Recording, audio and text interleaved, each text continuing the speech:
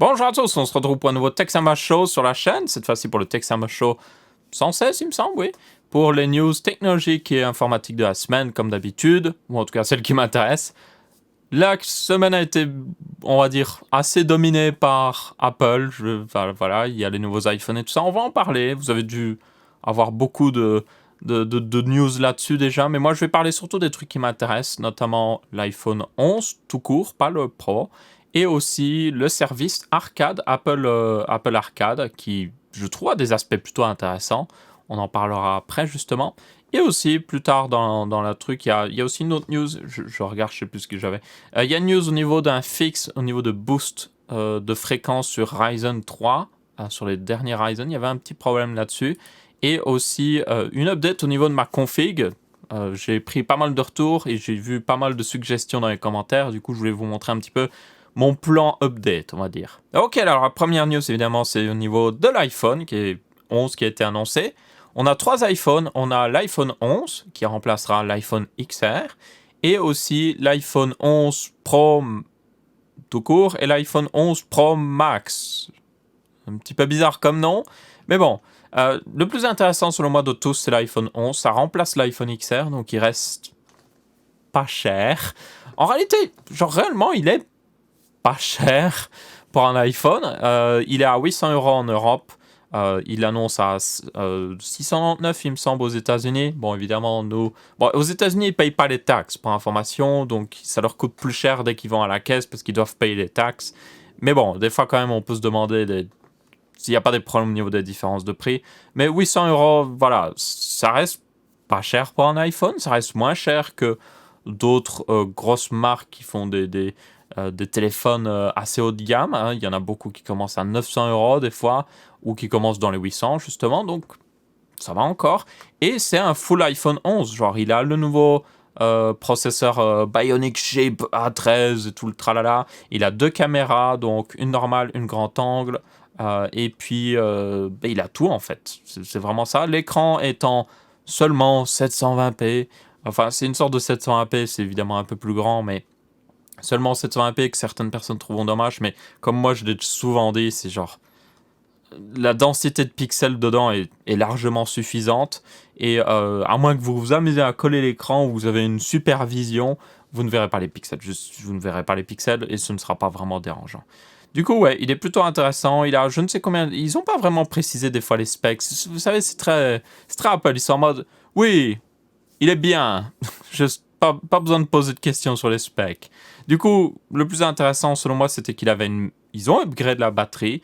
On ne sait pas s'ils l'ont vraiment upgrade d'un point de vue capacité, mais surtout ils l'ont upgrade d'un point de vue efficacité, ou plutôt ils ont upgrade le téléphone d'un point de vue efficacité. Ça veut dire que la batterie dure plus longtemps. Donc ce téléphone-là, le iPhone 11, dure plus longtemps que le XR, qui durait déjà pas mal de temps, dû à son écran 720p, tout ça. Et en plus, comme on a le nouveau processeur A13 Bionic Chip, à chaque fois c'est un nom bizarre. Bref, on a ce A13 qui est plus efficace au niveau énergétique, mais qui est plus performant aussi. Donc ça donne un téléphone qui est plutôt pas mal en fait. On a aussi d'autres fonctionnalités très intéressantes au niveau de la caméra, je trouve, surtout au niveau de filmer. Et là, Apple continue de vraiment concrétiser leur force dans le domaine de tout ce qui est filmé, parce qu'on a la possibilité de filmer en 4K 60 fps sur les deux objectifs, et vous pouvez switcher à la volée sur les deux objectifs tout en continuant de filmer, donc ça c'est plutôt cool. Et aussi, bah, très bonnes images, bien stabilisées, tout ça. Pour un téléphone, bien évidemment, parce que vous pouvez vite avoir une bien meilleure image pour un appareil photo qui vaut le même prix, donc je tiens à le préciser. Mais oui, quand même une très bonne image, bien stabilisée, tout ça. Et je pense que beaucoup de gens seront contents de juste l'utiliser pour vite fait filmer des vidéos pour eux ou pour leur famille ou autre chose. Et c'est un petit peu ce qu'ils visent aussi. Après tout, ils ne visent pas à remplacer un appareil photo, même si des fois ils s'amuseront à le dire, hein, mais ils ne s'amusent pas vraiment à remplacer un téléphone, ou plutôt un appareil photo. Ici, ils essayent d'avoir un bon téléphone qui filme bien et qui fait tout bien dès que vous le sortez de votre poche sans trop vous préoccuper. Qu'est-ce qu'il y avait d'autre aussi? L'écran est 6,1 pouces, c'est la même chose que le XR, ce qui est, je pense, un bon compromis. Bon, évidemment, il y a pas mal de bordures comme d'habitude. C'est d'ailleurs exactement le même design que introduit sur l'iPhone X. Aucun changement à part le module de caméra qui est un petit peu spécial, on va dire. Si vous le mettez sur le côté, genre vers la droite, ça va vous faire une tête qui fait «Oh!» Et sur l'iPhone Pro, c'est encore pire. C'est encore pire. Mais bon, moi, ça me dérange pas vraiment. Je veux dire, un téléphone peut être un peu moche, ça me dérange pas tant qu'il est bon, vous voyez. Et bon, c'est toujours le même débat. Est-ce que les iPhones sont bien? Est-ce qu'ils sont pas bien par rapport à Android? Oui, les iPhones sont beaucoup plus limités par rapport à Android, parce que, genre, Apple aime bien verrouiller les choses. Mais d'un autre côté, vu que c'est verrouillé, les performances sont bonnes, vous avez des updates longtemps après que le téléphone soit sorti, ce qui n'est pas le cas avec Android. Donc c'est toujours le même débat, et ici on va pas se lancer sur le débat. Une chose est sûre selon moi, pour beaucoup de gens qui aiment bien Apple, s'ils avaient un vieux iPhone 7, 8 ou même un 5 ou 6, ça, selon moi c'est une bonne upgrade. Je veux dire, c'est dans les prix, c'est une bonne upgrade, il y a des bonnes specs et tout ça, donc pour moi c'est une bonne upgrade. Mais c'est clair que pour, je pense, beaucoup de gens, c'est un peu... C'est une upgrade, vous voyez, c'est une amélioration facile pour Apple. Ils ont pris aucun risque ici, ils ont juste fait, ok, on améliore la batterie, on améliore les appareils photo, on améliore les performances, on ne fait rien d'autre, juste, on ne touche à rien, ça marche bien, on ne touche à rien. Et c'est vraiment ça. Ensuite, il y avait Apple Arcade, on verra l'iPhone Pro après. Apple Arcade, c'est un nouveau service qui sortira donc le 19 septembre à 4,99€ par mois. Vous pouvez d'ailleurs le faire à plusieurs personnes dans votre famille et vous pouvez descendre, il me semble, jusqu'à 1€ par mois, donc ça peut être intéressant. Et en gros, le principe un petit peu derrière, c'est... Vous allez dire, oh, encore un service de jeu. Ouais, mais c'est différent. Déjà, c'est des jeux mobiles, mais c'est genre dans le bon sens, vous allez le voir après. C'est des jeux mobiles, donc c'est pas des gros jeux AAA ou autre chose. Par contre, il y en a beaucoup plus. Dès la sortie de Apple Arcade, il y aura 100 jeux directement, ce qui change beaucoup des autres services de streaming. Ensuite, vous pouvez l'utiliser donc sur vos appareils Apple mobile, donc iOS, ce qui semble logique. Donc, c'est-à-dire que c'est un service qui est assez accessible parce que vous pouvez l'avoir directement sur votre iPhone, ce qui peut changer des autres services de streaming. Et il combine un petit peu des avantages. C'est vraiment spécial. Déjà, le truc que vous devez retenir, le plus important, c'est que il n'y a pas de pub sur ces jeux, il n'y a pas d'achat in-app, donc il n'y a pas de payer tel truc pour booster ou je ne sais quoi. Et c'est vraiment, c'est des vrais jeux. C'est des vrais jeux mobiles, mais c'est une vraie full expérience. Et pour moi, je suis assez intéressé. Franchement, je suis assez intéressé parce que, je vais le dire clairement, j'en ai marre des jeux mobiles. C'est toujours la même chose. C'est un bon jeu, bien souvent, et puis après, ils sont en mode, ok, on a fait un bon jeu, maintenant, comment on peut faire pour que les gens, genre, achètent, vous voyez, genre, dépensent de l'argent. Et du coup, bien souvent, on met des timers qui mettent du temps. Du coup, si t'es en mode, si tu veux pas attendre, t'es obligé de payer. On met, je sais pas moi, des meilleurs stuff si tu payes. On fait des fois aussi des cosmétiques, donc il y a certains jeux qui sont assez respectueux. Ou alors, on te fout des pubs partout. Tu joues 2 levels, allez, pub. Et une pub de 30 secondes, allez hop. Et c'est juste genre, c'est énervant, c'est énervant. Je n'arrive pas à jouer sur des jeux mobiles la plupart du temps. Les seuls jeux mobiles que je joue, c'est vraiment des petits jeux indés ou autre chose qui sont respectueux. Et sur Android, la plupart des jeux qui marchent bien, à part Minecraft, franchement, dans les top jeux vendus, je parle ici, à part Minecraft, la plupart des jeux, c'est vraiment juste genre... Soit tu payes, et ça reste un jeu acceptable, ou soit c'est des jeux gratuits qui sont juste, voilà, très embêtants.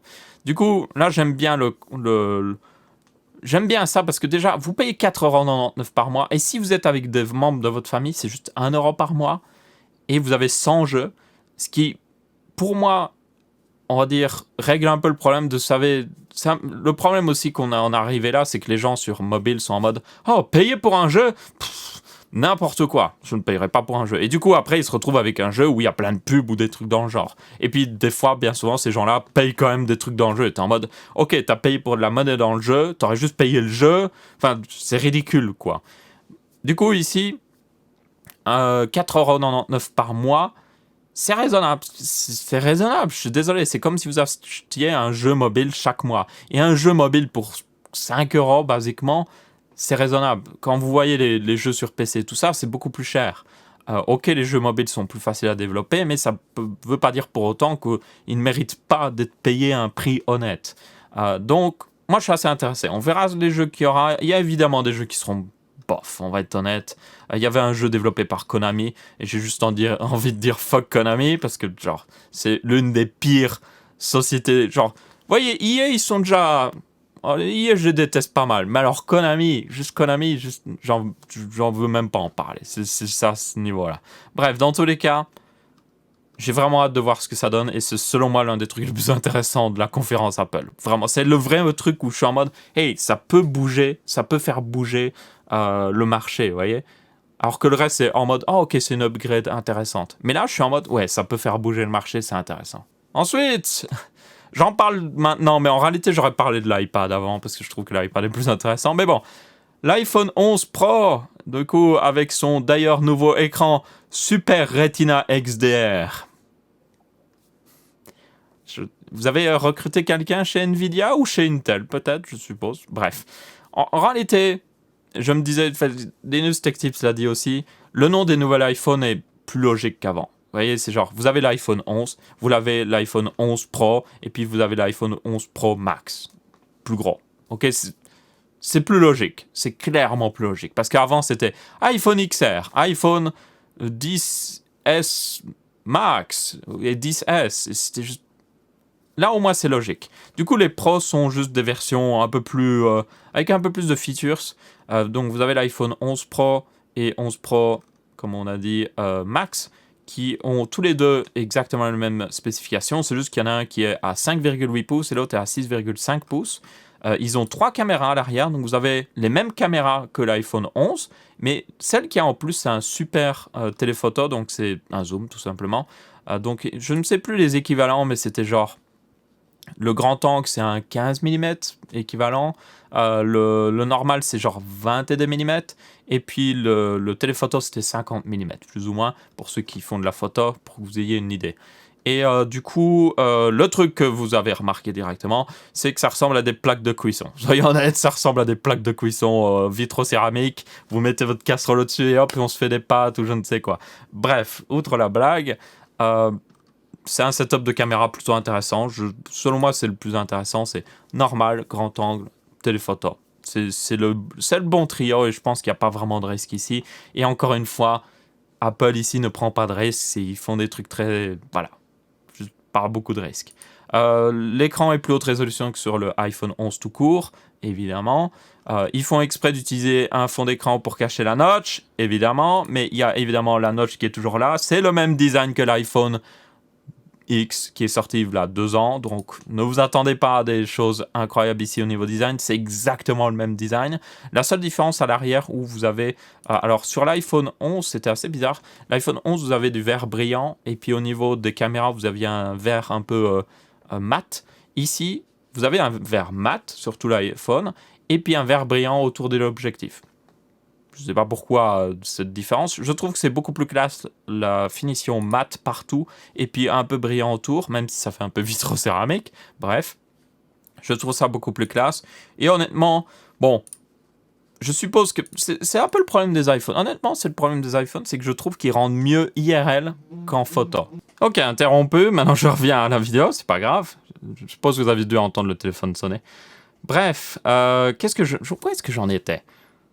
Bon, pour résumer, plus de résolution que l'autre, un capteur photo en plus, plus grosse taille si vous voulez, ou plus petite taille si vous voulez, mais sinon, même processeur, bonne batterie, ils ont amélioré largement la batterie par rapport au XS et au XS Max, donc vous avez genre 4 heures en plus sur les XS et genre 5 heures en plus sur les XS Max, mais évidemment, l'iPhone 11 sera le champion toujours de la batterie parce que le XR était le champion de la batterie, et l'iPhone 11 est meilleur que le XR. Et aussi, l'écran, d'ailleurs, pour information, est un écran qui peut aller jusqu'à les 1200 nits de brightness, ce qui est plutôt haut niveau brightness pour le contenu HDR. Donc, pour information, l'HDR commence à 400 nits de brightness, mais c'est pas du bon HDR. Pour du bon HDR, il faut être à 1000 nits de brightness. Du coup, là, ils atteignent 1200, ce qui est vraiment bon, ce qui fait penser à leur nouvel écran qui va sortir avec le Mac Pro. Le nouveau Mac Pro là, qui ressemble à un truc de fromage. Genre, oh, est-ce qu'il y a un thème récurrent avec la cuisine? Apple, plaque de cuisson, repas fromage. Est-ce que Apple essaie de faire un repas? Enfin bref, voilà, c'est le petit truc de conspiration, de théorie du complot, voilà. Bref, dans tous les cas, selon moi, il est pas intéressant. Il est intéressant si vous adorez Apple et que vous voulez upgrade et tout ça, mais le truc, c'est que il coûte plus de 1000 euros. Il me semble que c'est 1200 euros pour le 11 Pro, et puis c'est genre 1400 euros pratiquement pour le 11 Pro. Je sais plus, enfin, c'est très cher, ok? C'est juste beaucoup trop cher. Du coup, moi je le dis, le champion ici, c'est le 11. Il casse pas le design, il n'est pas incroyable au niveau révolution, mais il a ce qu'il faut pour les gens qui aiment bien Apple et tout ça. Et honnêtement, le téléphoto, c'est sympa, mais je sais pas si c'est vraiment utile. Ça reste un téléphone. Je vais être très honnête avec vous. Si vous êtes un minimum intéressé par la photo, prenez un appareil photo à côté. Ça vous coûtera en réalité des fois pas beaucoup plus cher que genre un iPhone 11 normal et un appareil photo. Le prix combiné ne vous coûtera pas forcément beaucoup plus cher que genre le XS Max ou autre chose. Et vous aurez des meilleures photos. Juste, vous aurez une meilleure photo. Ok, vous l'avez peut-être pas toujours dans votre poche, l'appareil photo, mais en réalité, vous pourriez l'avoir toujours dans votre poche parce que il y a des appareils photo très compacts qui ont des meilleures photos que juste les iPhones. C'est un truc qu'on oublie, hein, c'est que même si on a des très bonnes photos dans les téléphones, un bon appareil photo juste dépasse largement d'un point de vue capacité. Et puis vous pouvez souvent prendre les photos en RAW, qui vous permet de juste avoir une bien meilleure qualité. Oui, vous pouvez prendre des photos en RAW sur Android, je le sais, mais c'est juste pas forcément la meilleure des choses parce que même si c'est du RAW, il y a du traitement qui se fait derrière, c'est pas idéal, on va dire. Mais bon, dans tous les cas, c'est ma vision sur la chose. Et après, évidemment, chacun son avis, mais je trouve que c'est cher, c'est vraiment cher. Ensuite, l'autre truc plus intéressant, l'iPad qui a été annoncé, c'était une surprise d'ailleurs. Un nouvel iPad 10.2 pouces, donc 10 pouces basiquement. Le plus intéressant, c'est le prix. 329 $. En Europe, c'est plus vers 400 euros. C'est basiquement un bon iPad parce que alors, il a pas la full upgrade, hein, il n'a pas le Bionic A13 ou autre chose. Il a le A10 qui reste toujours très bon, soyons honnêtes. Euh, il a une bonne résolution, il a ce qu'il faut de stockage, bonne batterie certainement, à peu près à coup sûr. C'est un bon iPad, une bonne upgrade quoi. Il a aussi toujours un bouton, pas de facecam ou autre chose, qui est mieux honnêtement pour un iPad je trouve, parce que c'est genre plus pratique. Il a plus de bordures, ce qui est mieux pour peut-être les enfants et tout ça. Ils ont plus facile à le prendre. Donc, c'est globalement un bon iPad et je pense que c'est un iPad qui vise clairement le marché des gens qui veulent un iPad, mais un iPad pas trop cher, et aussi le marché des enfants qui veulent un iPad. Et je pense que, genre, ils visent bien le marché ici. Il n'y a juste aucun doute là-dessus. Le prix est vraiment bon. Et c'est ça, genre les iPhones sont chers. Tous les produits Apple sont chers, sauf les iPads où je suis en mode, bon, à part les grands iPad Pro qui peuvent être assez chers, genre tous les iPads, genre sont en général à des prix honnêtes pour les specs, genre vraiment honnêtes pour les specs et genre c'est des très bonnes tablettes, donc ouais. Après, ça vient de quelqu'un qui aime bien les iPads, donc voilà. Bref, vous le prenez comme vous voulez. Mais bon, moi j'ai toujours bien aimé les iPads et je pense que c'est une bonne offre et c'est une bonne façon d'upgrade pour ceux qui avaient un vieil iPad ou autre chose. C'est pas pour tout le monde les iPads, mais je pense que c'est un bon iPad. Ensuite, il y avait l'Apple Watch qui a eu. Il y a une nouvelle, c'est l'Apple Watch Series 5. Donc c'est Apple Watch 5 basiquement. 399 $, 500 euros en Europe, voilà. Bon upgrade en réalité, surtout au niveau software. Les specs restent un peu plus upgrade. La plus grosse différence au niveau spec, c'est qu'il y a maintenant un Always On display, c'est-à-dire que l'écran est toujours allumé, mais il peut descendre jusqu'à 1 Hz. Alors, en réalité, il y a pour information, il y a beaucoup de smartwatches qui pouvaient déjà descendre à un assez bas taux de rafraîchissement, c'est-à-dire qu'il se rafraîchit une seule fois par seconde, donc ça économise beaucoup de batterie, mais c'est largement suffisant pour une montre, parce que vous pouvez afficher une seconde, le changement de seconde, quoi.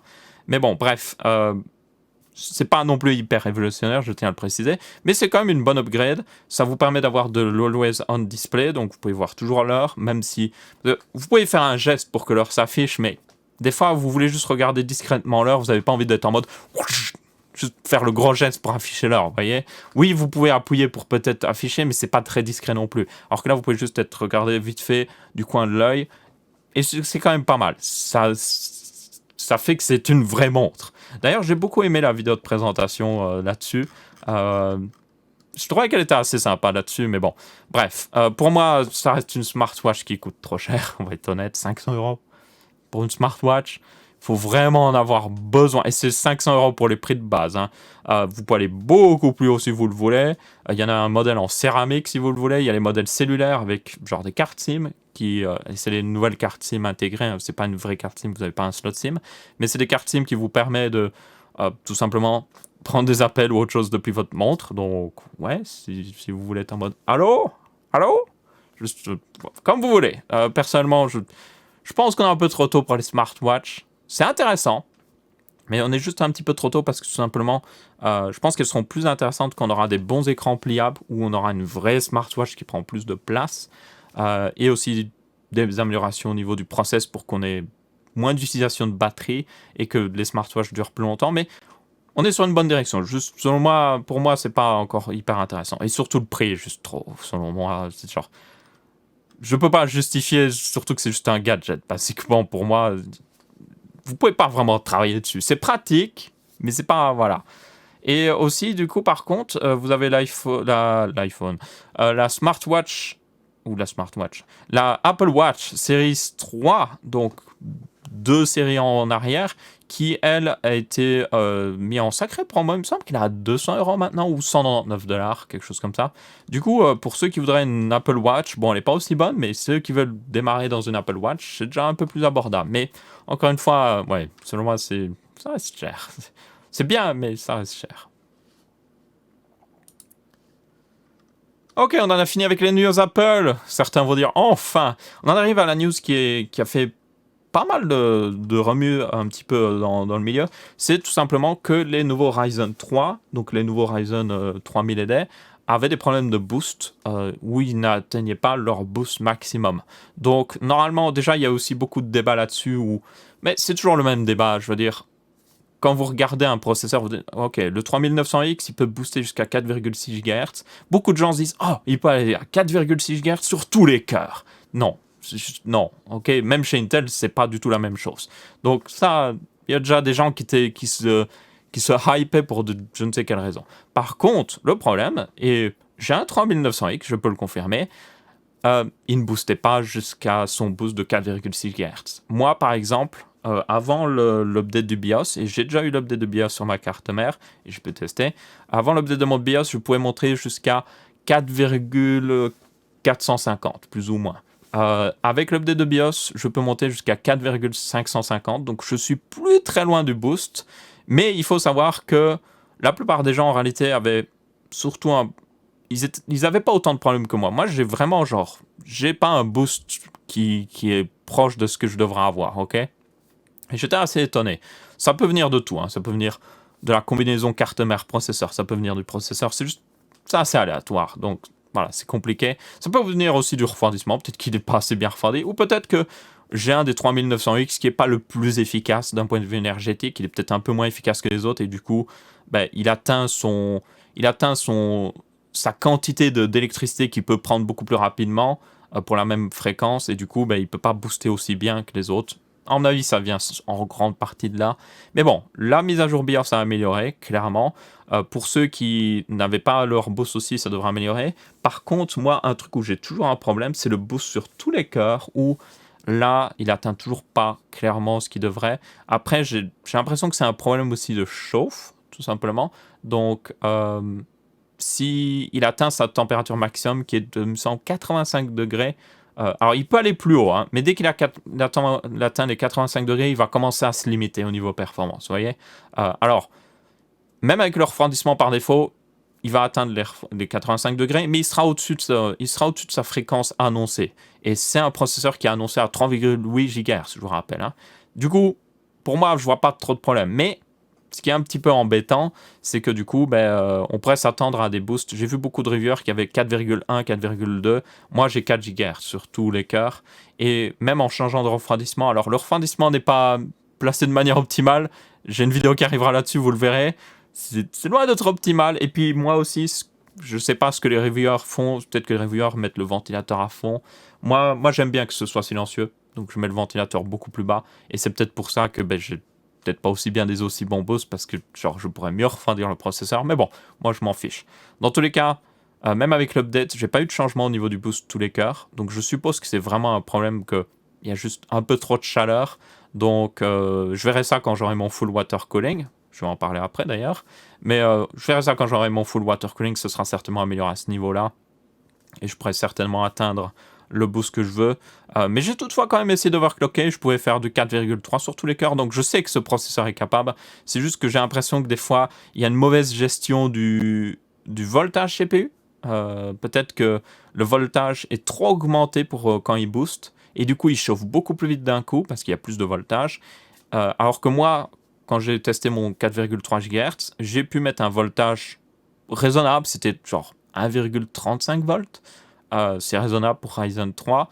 Et j'arrivais à tenir les 4,3. Vraiment, j'arrivais à les tenir. J'ai pas fait un full test pour voir s'il tenait pendant 24 heures autre chose, mais il arrivait à les tenir. En traficotant, il y aurait moyen de toute façon de le faire tenir. Donc ouais, je sais qu'il est capable. C'est juste que je pense qu'il y a une mauvaise gestion par AMD et par les constructeurs de cartes mères de manière générale. Mais à mon avis, c'est surtout par AMD au niveau de la tension du CPU qui est peut-être des fois un peu trop agressive. C'est un peu bizarre. Bref, ce qu'il faut retenir, c'est que cette mise à jour BIOS devrait vous améliorer les boosts sur tous les processeurs Ryzen. Il y en avait qui n'avaient pas trop de problèmes. Pour information, les Ryzen 5 3600 par exemple boostaient à peu près là où il fallait. Celui qui avait le plus gros problème, c'était le 3900X. Vraiment, c'est lui qui était en mode gros problème. Il y a d'ailleurs pas mal de débats sur un petit peu la chaleur qu'il produit. Alors, il faut être honnête. D'un point de vue consommation, pour le nombre de cœurs que vous avez de performance, il est très efficace, ok? Mais je pense qu'on a un problème de chaleur ici parce que c'est le même débat à chaque fois. En fait, c'est quand vous passez d'un processus de gravure plus petit, la zone du processeur devient plus petite, forcément. La taille du processeur est plus petite à l'intérieur. C'est pour ça d'ailleurs qu'AMD maintenant on peut mettre deux full chiplets. Les chiplets, c'est vraiment les trucs où il y a jusqu'à 8 cœurs dessus. C'est pour ça qu'ils peuvent en mettre deux maintenant et peut-être avoir un 16 cœurs qui devrait sortir à la fin du mois. Mais ça veut dire aussi que là où se génère la chaleur, se génère sur une plus petite zone. Alors, vous avez le dessus du processeur, c'est ce que vous voyez quand vous voyez le processeur, est censé un peu répartir cette génération de chaleur sur une plus grande zone, mais c'est pas non plus... on atteint des limites physiques. Et c'est d'ailleurs un des grands débats là-dessus, c'est que si on va trop... avec une gravure trop fine, on va arriver à un point où la génération de chaleur dans une zone tellement réduite soit trop importante que ça va dégrader le silicium trop vite. Donc le silicium, c'est ce qu'on utilise, c'est le matériel utilisé pour graver des processeurs et tout ça. Et quand il est trop soumis à la chaleur, il peut se dégrader plus vite, surtout si cette chaleur est très concentrée. Donc ouais, il y a un énorme débat là-dessus, mais une chose est sûre, surtout pour le 3900X qui a encore plus de cœur, il y a certainement un problème dû au fait que tout simplement il y a une énorme quantité de chaleur générée, enfin une énorme. Il y a une grosse quantité de chaleur générée dans une surface très petite.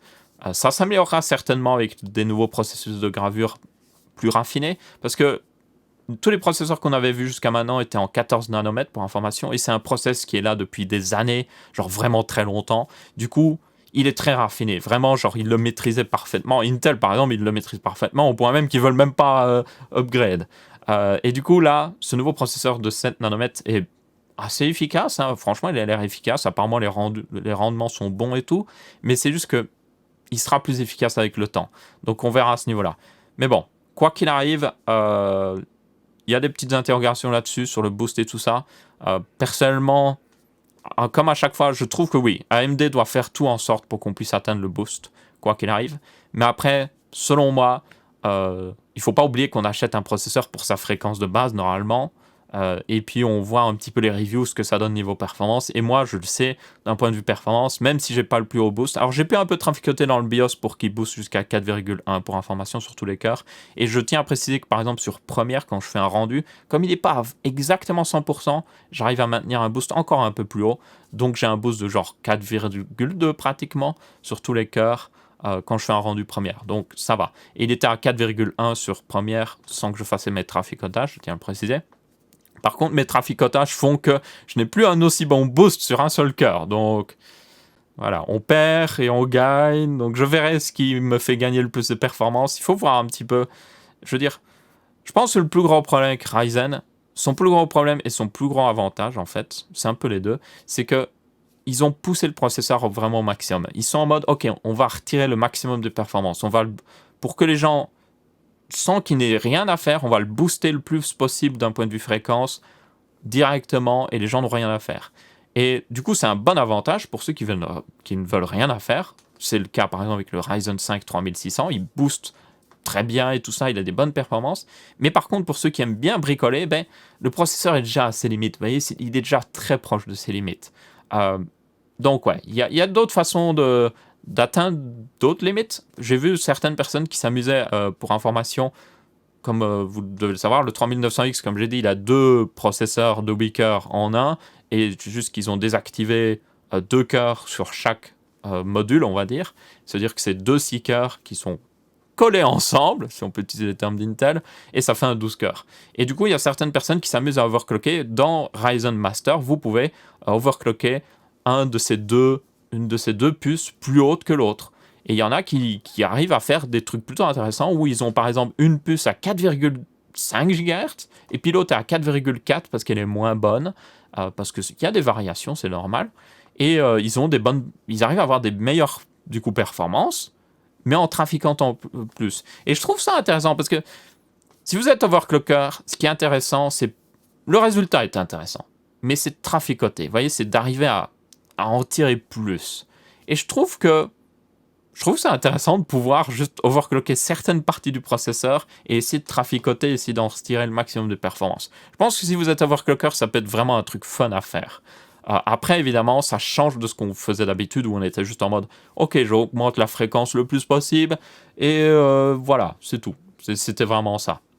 Ici, il y a un petit peu plus de jonglage, et il faut aussi tester les performances, parce que le problème, c'est que les processeurs Ryzen de 3e génération ont beaucoup de mécanismes pour se protéger, ou pour tout simplement réduire la chauffe. Ça veut dire que des fois, vous allez appliquer des paramètres, il va atteindre une certaine fréquence, vous allez dire « Oh, ça marche nickel et tout », et puis vous allez tester les performances, et en fait, ce sera pas bon, en fait.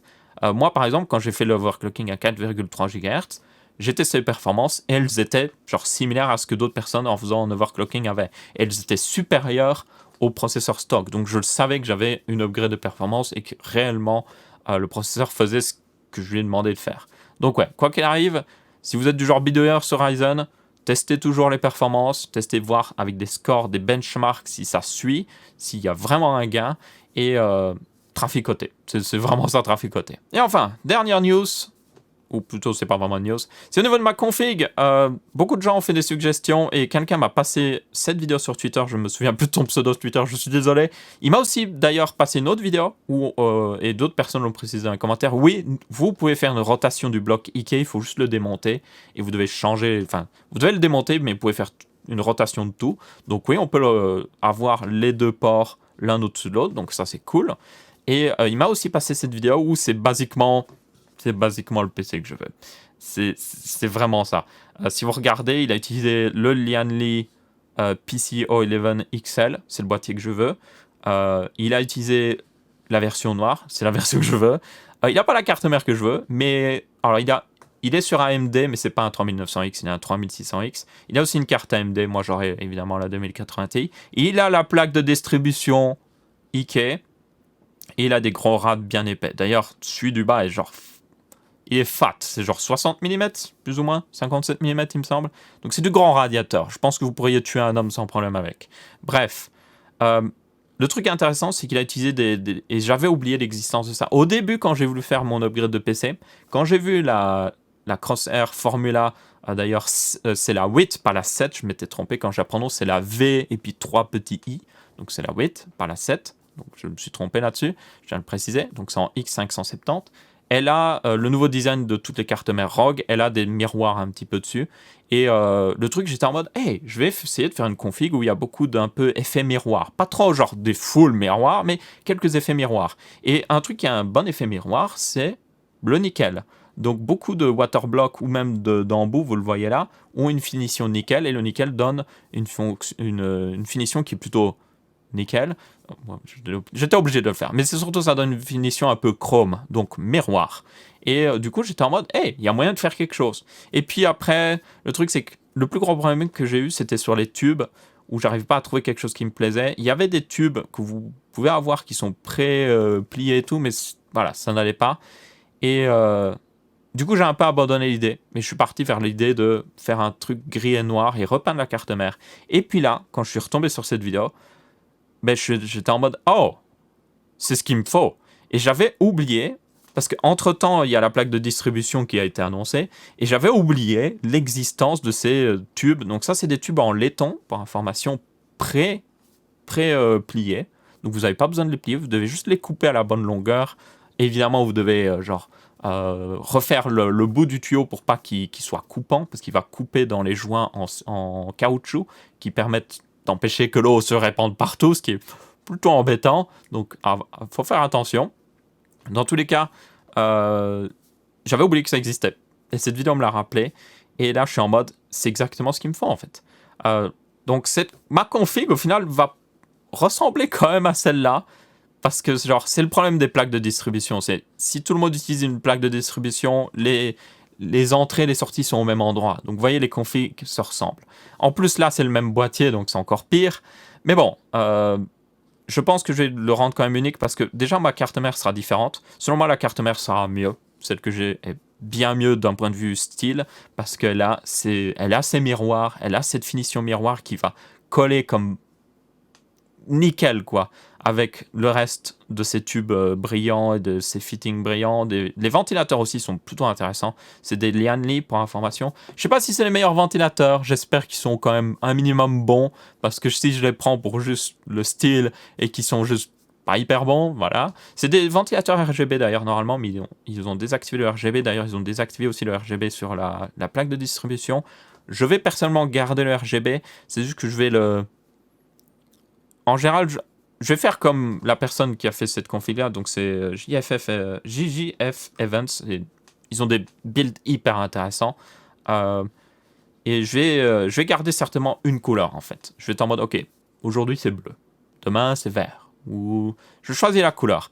Mais ce qui est bien, ce que j'adore, en fait, avec l'effet miroir... Alors, c'est assez embêtant à filmer parce que quand vous avez un miroir, c'est-à-dire qu'il va afficher tout ce qui se passe derrière et tout ça, donc c'est un peu embêtant. Mais ce qui est bien aussi, c'est que ça reflète la lumière d'un peu tout et c'est magnifique, franchement, je trouve, quand vous voyez par exemple les ventilateurs là-haut, on voit la lumière se refléter, c'est beau, quoi, j'aime beaucoup et je pense que ça rendra très bien. En plus, comme j'ai une carte mère qui a plus d'effets miroirs et qui a un RGB plutôt, la Formula 8, en X570 est plutôt raisonnable niveau RGB. C'est pas du full RGB, ça brille partout, c'est du RGB très... des pointes de RGB qui définissent un petit peu les lignes de la carte mère, et je trouve que ça rendra encore mieux, en fait. Et de toute façon, j'ai prévu pour que toutes les LED soient digital RGB, d'ailleurs. Les ventilateurs, c'est du digital RGB. La plaque de distribution, c'est digital RGB. Le boîtier, c'est digital RGB. La carte graphique, ce sera digital RGB.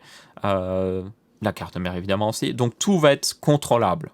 Donc je vais certainement essayer de faire en sorte que tout soit branché d'une certaine manière à ce que je puisse désactiver le RGB des ventilateurs si je trouve que ça fait trop de lumière, que je puisse aussi désactiver le RGB de la plaque de distribution parce que c'est elle qui va faire pas mal de lumière quand même, et que je puisse juste garder le strict minimum ou juste changer selon mes envies, en fait. Je pense que c'est ça qui est bien intéressant avec le RGB, c'est pas juste mettre le mode arc-en-ciel, juste laisser le truc vomir des arcs-en-ciel, c'est d'être en mode, ok, aujourd'hui, j'ai envie que mon PC soit rouge, ok, et demain, peut-être dans quelques mois, j'ai envie qu'il soit bleu. Je change sur mes envies et mes humeurs. Donc voilà, c'est basiquement comme ça que j'utiliserai personnellement, et comme ça, je peux le configurer.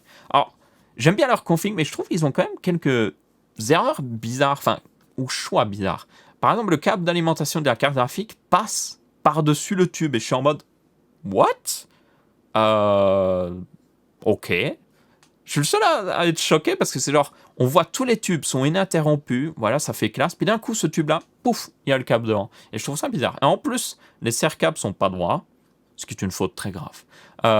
Non, c'est pas hyper grave, mais les serre-câbles sont quand même pas droits et je trouvais qu'il y avait moyen de faire mieux. Aussi, les ventilateurs en bas auraient pu être mis par-dessus le radiateur pour qu'on les voit de l'autre côté. Et le plus bizarre, c'est qu'ils ont fait d'autres builds où ils ont mis les ventilateurs en bas, par-dessus le radiateur quand il était en bas. Donc je comprends pas pourquoi ils l'ont pas mis au-dessus, parce que je trouve qu'il y a un déséquilibre. Vous voyez, il y a beaucoup de brillant là, il y a du brillant là, il y a du brillant là, et puis en dessous ici, Non, il n'y a pas de brillant. Juste rien. Il y a un petit brillant là, mais c'est tout. Du coup, je trouve que ça... Il y a un petit déséquilibre, surtout avec le câble qui passe devant. Je trouve qu'il y a un déséquilibre ici. Donc je pense...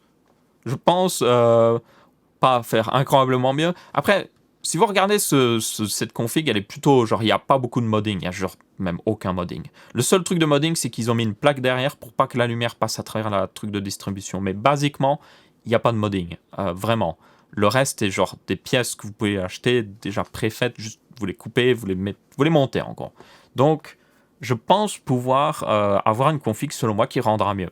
Clairement. Euh, J'essaierai de mettre les ventilateurs au-dessus. Je me demande, c'est peut-être à cause de l'épaisseur aussi qu'ils ont peut-être pas mis au-dessus. Mais normalement, pour information, il y a des tests qui ont déjà été faits. Si vous mettez un ventilateur pour qu'il pousse de l'air à travers un radiateur ou qu'il le prend à travers le radiateur et puis juste le pousse derrière lui, il y a beaucoup de tests qui ont été faits et au final, les performances sont similaires. Genre, c'est assez similaire.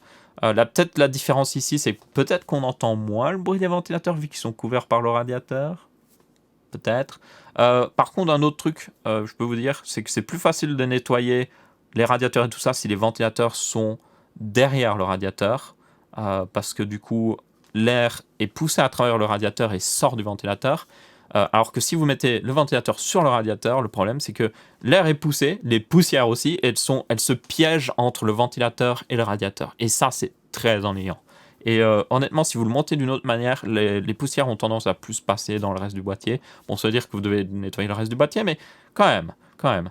Dans tous les cas, c'est à peu près ce que je vais faire, honnêtement. Je suis à peu près sûr. Je vais changer quelques autres trucs. Du mini-modding. Par exemple, les vis qui maintiennent les slots PCI Express. Je vais certainement prendre des trucs finition nickel pour juste avoir une pointe de brillant à certains endroits, vous voyez. Je vais le faire à d'autres endroits, certainement. Essayer, en tout cas, si c'est possible. Un maximum d'endroits. Et puis juste rajouter des petites touches de brillant par-ci, par-là. Et selon moi, rendre le truc intéressant. J'apprécie qu'ils aient pas mis de ventilateur à l'arrière. Je trouve que c'est mieux, honnêtement. Mais je trouve qu'il manque quelque chose aussi ici. Peut-être mettre une plaque avec les marques qui ont participé au projet et tout ça. Ça pourrait être intéressant. Il faudrait voir ce que je peux faire comme plaque. Le plus intéressant serait d'avoir une plaque peut-être avec une petite finition brillante à un endroit ou autre chose pour rappeler le design de la carte mère ou autre chose. Bref, ça pourrait être un petit peu de modding, justement. On verra bien comment je pourrais faire. Mais ouais, il y a... Je pense que je peux faire un truc plutôt classe avec ça. Pour information, ces tubes précoupés, vous pouvez les avoir. Alors, le problème, c'est qu'ils décrivent tout ce qu'ils ont là-dedans. Hein. Vous avez chaque truc. Il y a beaucoup de trucs Ikea. Vous avez chaque truc, c'est bien comme ça. Vous êtes en mode, ok, il a utilisé ça, ça a l'air de plutôt bien marcher. Ok, je peux l'utiliser. C'est ça que je me dis, moi, en fait. Je suis en mode, ok, si eux utilisent ça, c'est que ça marche, vous voyez. Mais, par contre, les tubes, ils ont juste dit, ouais, c'est du brass chrome tube. Point. Prevent. Ils disent pas lesquels qu'ils ont pris. Et le problème, c'est que les embouts, vous voyez tous les embouts, ils ont utilisé des embouts qui sont en black chrome. C'est-à-dire que c'est pas du finition chrome un peu gris clair, c'est du black chrome. Donc c'est plus gris foncé. Et le truc, c'est que on dirait qu'ils sont de la même couleur, mais j'ai vu une autre image où les tubes paraissent plus clairs. Du coup, je sais pas s'ils ont utilisé des tubes genre chrome ou s'ils ont utilisé des tubes black chrome. Le problème, c'est qu'il n'y a pas de grey chrome comme ceux-là. Enfin, c'est du black chrome aussi, mais c'est pas la même finition. Du coup, je suis en mode, il va falloir que je teste. Le problème, c'est que pour commander ces tubes, vous devez les commander sur AliExpress. Oui, il n'y a pas d'autre endroit. Il y a des tubes précoupés chez AlphaCool, mais le problème de ceux d'AlphaCool, c'est qu'ils sont d'une certaine taille qui, genre, sont très, genre, spécifiques. C'est du 13 mm extérieur, alors que la plupart des constructeurs de tubes rigides, donc des tubes en plastique et tout ça, c'est toujours 12 mm, 14 mm, 16 mm. Et AlphaCool, ils sont en mode 13 mm. Et t'es en mode what? Et aussi le problème, c'est que leurs tubes, ou plutôt leur fitting d'AlphaCool, ils n'ont pas une version black chrome. Ils ont juste une version genre nickel chrome, qui est gris clair du coup. Et du coup, je suis en mode, c'est pas ce qu'il me faut. C'est un petit peu embêtant parce que ceux d'AlphaCool en plus sont extrêmement bien designés de compression fitting. Pour ceux qui se demandent comment ça marche, hein, j'avais du soft tubing moi avant. Le soft tubing, c'est vous avez un truc en métal, vous mettez le tube par-dessus et puis vous avez un anneau qui vient encore par-dessus le tube et qui serre le tube basiquement entre le truc de métal à l'intérieur du tube et par-dessus. Donc ça fait une bonne... Genre vous pourriez porter... Si vous le serrez correctement, vous pourriez limite porter un PC par un tube de water cooling, vraiment. Il y en a qui ont peur que ça se détache, mais je peux vous dire que ça ne bougera pas. Ce que vous devez avoir peur, c'est que le truc en caoutchouc à une petite rupture quelque part et que l'eau arrive à passer. C'est ça qui peut tuer un PC. Pour les trucs rigides, c'est différent parce qu'évidemment, c'est un tube rigide. Vous ne pouvez pas le compresser vraiment sur un truc en métal. Donc, ce qu'ils ont, c'est que il ne se met pas sur quelque chose, il se met dans quelque chose. C'est-à-dire que le diamètre intérieur du tube, vous en fichez. Par exemple, là, il me semble, sur les tubes que j'ai vus, il y en a certains, c'est du 14 mm extérieur et du 12 mm intérieur. Alpha Cool, eux, ils prévoient du 3 mm de paroi, donc ils mettent une paroi plus importante. Il y a certains tubes que j'ai vus qui avaient juste une paroi d'1 mm. Dans tous les cas, ce qui est important, c'est l'extérieur. Et en gros, vous mettez dedans, il y a un joint en caoutchouc au bout du fitting, donc de l'embout. Et puis en gros, vous avez un autre joint et un autre truc de compression qui vient par-dessus et qui compresse le joint contre le tube et qui garde le tube en place. Donc ça tient techniquement pas aussi bien que les trucs de barbe, c'est comme ça que ça s'appelle, les barbes, où ça se met par-dessus, enfin à l'intérieur du tube. Mais ça tient très bien. Franchement, j'ai vu justement la vidéo, pour ceux qui regardent Jace Toussaint, il a fait une vidéo où il montrait, il arrivait à tirer sur un PC sur le tube et genre le PC venait, quoi. Donc c'est pour dire, ça tient très très bien. Mais quand même, ça pourrait faire un petit peu pour certaines personnes. Le truc qu'il faut vraiment faire attention, c'est au niveau du caoutchouc. D'ailleurs, un truc assez intéressant quand même avec ce genre de config, c'est que si vous regardez, la plupart des tubes sont branchés là où il n'y a pas d'électronique. Et d'ailleurs, l'alimentation est derrière sur ce boîtier et en hauteur. Donc, c'est-à-dire que s'il y a une fuite de liquide sur la droite, par exemple, le liquide tombe en bas et il n'y a rien. Genre, si vous ne mettez pas de câble électrique qui traîne là, il n'y a rien. Donc, vous ne pourriez pas avoir de court-circuit forcément. Les seuls endroits où il pourrait avoir un problème, c'est au-dessus de la carte graphique et le processeur surtout. Le processeur, lui, il est juste au-dessus de la carte graphique. Donc là, si vous avez une fuite, ça tombe sur la carte graphique directement. Du coup, moi,